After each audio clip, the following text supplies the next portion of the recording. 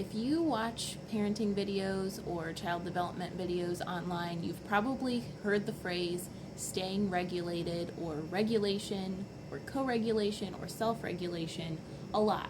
But what in the world does that actually mean? In her book, Robyn Gobbel quotes Lisa Dion, who's a licensed professional counselor, as saying, regulated does not equal calm. She then references Dan Siegel, who has written many parenting books and talks about basic brain development, child development. In his definition of regulate, Dan Siegel calls our attention to the fact that regulation involves some mindful awareness. To regulate something, I have to first be mindful enough to monitor, notice and pay attention to it, and then be capable of modifying or changing it. Self-regulation, then, means that we have the ability to notice and change the energy in our own bodies.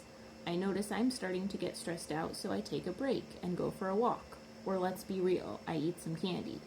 For our children who haven't yet developed self-regulation, they need a present, regulated adult to help with this monitor and modify process.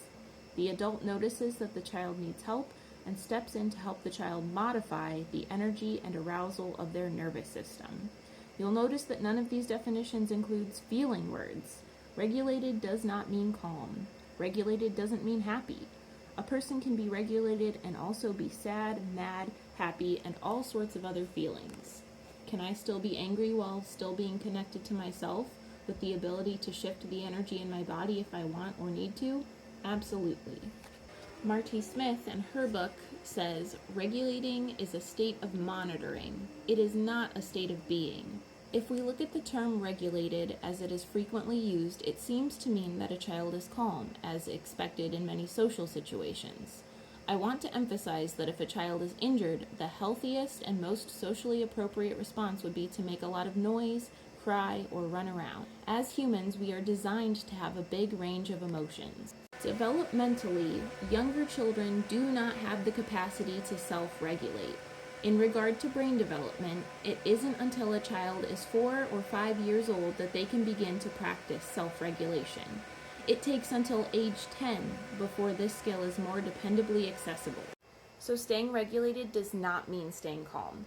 It means being aware of how you're feeling, noticing what's going on for you, and being able to change your response or be in control of what you are going to do, how you are going to respond. So you can be mad and still be regulated. You can be sad and still be regulated. You can be anxious or happy or excited and still be regulated. Robyn Gobbel goes on to quote Lisa Dion again with the definition of regulated. It says, to be mindful, aware of, and connected to ourselves. So co-regulation means when we are helping someone else or they are helping us with this process of being mindful, aware of, and connected to ourselves. And like Marti Smith said in her book, it does not come developmentally until kids are about 4 or 5 that they can even begin to practice this. And it's not like a reliably accessible skill until they are around 10 years old.